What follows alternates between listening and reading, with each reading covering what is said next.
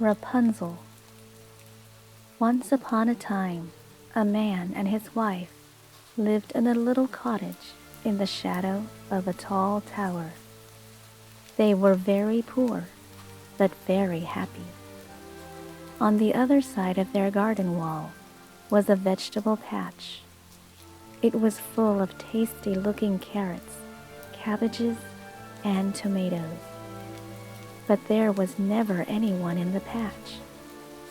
"Why should all those vegetables go to waste when we're hungry?" the man asked his wife. So he climbed over the wall and quickly filled his basket.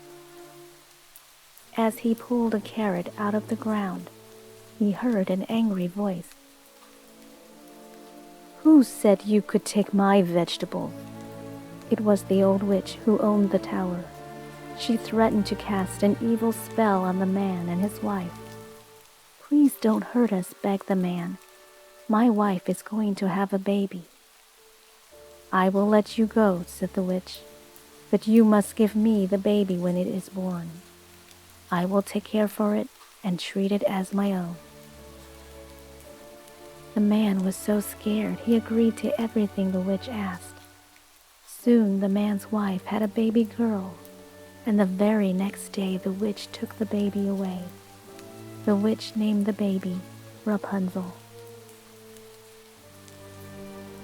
The baby grew into a beautiful girl, but when Rapunzel was 12 years old, the witch locked her in a room at the top of the tower, afraid that someone might take her away. A year or two passed, and Rapunzel grew taller and her hair grew longer. Poor Rapunzel was lonely and wished she had a friend. She would gaze out of the window, looking at the beautiful forest outside, brushing her golden hair and singing sad, sweet songs to herself. "How I wish the witch would set me free. There is a great big world I long to see." One day, a prince was riding in the forest near the tower. He heard Rapunzel singing and was enchanted by her voice. The prince hid behind a bush and listened. Soon, the witch arrived at the bottom of the tower and called out, "Rapunzel, Rapunzel, let down your hair."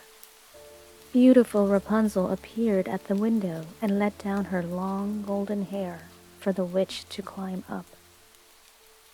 The next day, the prince watched the witch slide down Rapunzel's hair. When he was sure that the witch was far away, the prince called out, "Rapunzel, Rapunzel, let down your hair." Down tumbled the long golden hair, and up climbed the prince. At first, Rapunzel was frightened of the stranger, but they quickly became friends. Rapunzel loved hearing the prince's stories.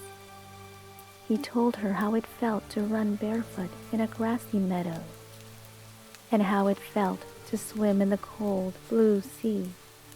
Rapunzel had never done such things. "I will help you escape from the tower," promised the prince.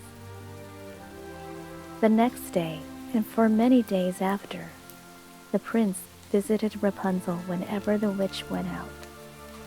Every time he would call out, "Rapunzel, Rapunzel, let down your hair." And every time he brought silk string for Rapunzel to weave into a ladder, so she could one day climb down the tower and escape.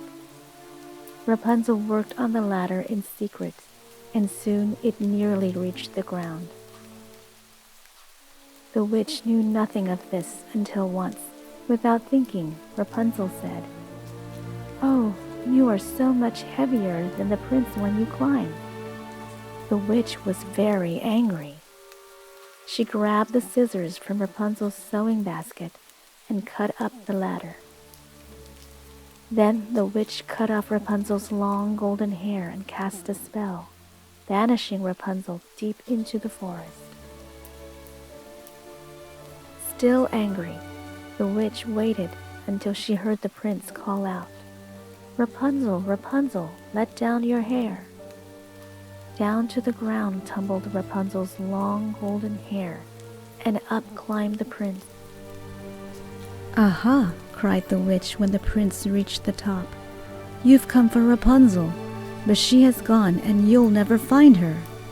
Shocked, the prince fell from the tower into a thorn bush on the ground.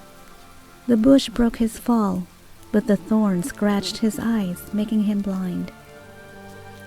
For many months, the blind prince wandered through the wilderness.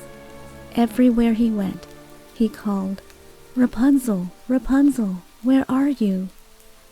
One day, he heard a sad, sweet song float through the woods. "As I roam from tree to tree, my true love's face I long to see." "Rapunzel, Rapunzel," he called, "is that you?" Rapunzel ran through the woods and hugged the prince. "I've found you at last," she cried. Rapunzel's tears of joy fell into the prince's eyes, and he could see once more. Rapunzel's hair was short now, but she was still as beautiful as ever.